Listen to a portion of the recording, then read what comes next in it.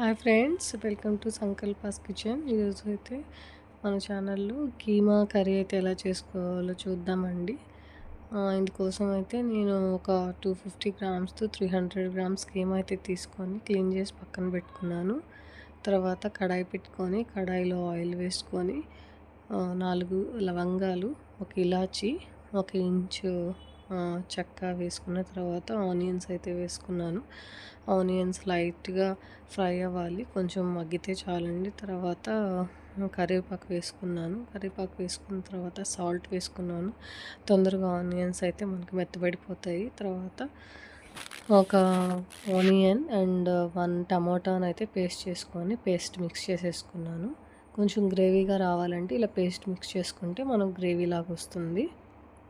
తర్వాత అల్లం వెల్లుల్లి పేస్ట్ 2 స్పూన్స్ ఆఫ్ అల్లం వెల్లుల్లి పేస్ట్ కొంచెం పచ్చివాసన పోయే వరకు ఫ్రై చేసుకోవాలి. తర్వాత ముందుగా మనం శుభ్రం చేసి పెట్టుకున్న కీమాని అయితే యాడ్ చేసుకొని ఒక 5 మినిట్స్ అలా మగ్గనివ్వాలి. కొంచెం వాటర్ వస్తుంది కీమాలో నుంచి, ఆ వాటర్ బయటకు వచ్చేంత వరకు కీమాని మగ్గించుకోవాలండి బాగా.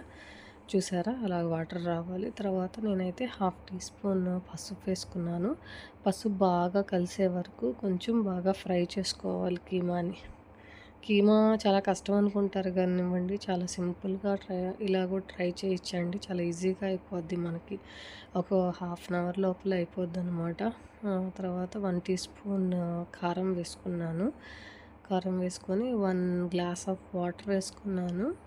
కీమా కొంచెం మెత్తబడి బాయిల్ అవ్వడానికి మూత పెట్టేసి ఒక 5 మినిట్స్ అయితే కీమాని మగ్గనిచ్చేసిన తర్వాత ఇదిగోండి ఇలాగైతే మనకి కీమా బాగా మగ్గుతుందనమాట. తర్వాత నేను 1/2 టీ స్పూన్ ఆఫ్ జీలకర్ర పొడి, 1 టీ స్పూన్ ఆఫ్ ధనియాల పొడి, తర్వాత మటన్ మసాలా 1/2 టీ స్పూన్ అయితే గరం మసాలా వేసుకున్నాను. కొంచెం ఒక 5 మినిట్స్ అలా పొడులన్నీ వేసుకున్న తర్వాత ఫ్రై చేసుకోవాలి. ముందుగా టమాటా వేసుకుంటే కొంచెం పులుపు వస్తుందని కర్రీ అయిపోయి 5 మినిట్స్ ముందైతే టమాటానైతే మిక్స్ చేసుకున్నాను నేను. హాఫ్ టమాటా అండి అంతే, ఫ్లేవర్ కోసం. తర్వాత పచ్చిమిర్చి యాడ్ చేశాను. పచ్చిమిర్చి ఇష్టం లేని వాళ్ళు స్కిప్ చేయొచ్చు. అండ్ కొంచెం చిన్నపిల్లలు అంతా తింటే అరగడానికి బాగుంటుంది అని చెప్పేసి మిరియాల పొడి యాడ్ చేశాను. మిరియాల పొడి కూడా ఇష్టం లేని వాళ్ళైతే స్కిప్ చేసేయచ్చు.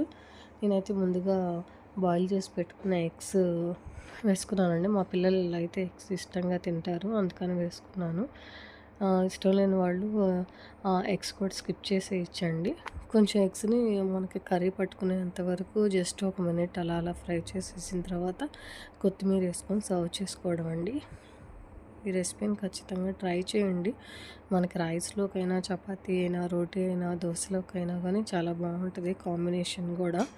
ఎగ్స్ లేకుండా కూడా ఇలా ఉట్టి కర్రీ చేసుకోవచ్చండి. తప్పకుండా ట్రై చేయండి ఇలాగా. మీకు నచ్చితే లైక్ చేయండి, మీ ఫ్రెండ్స్కి అందరికి షేర్ చేయండి, సబ్స్క్రైబ్ చేయండి. థ్యాంక్స్ అండి.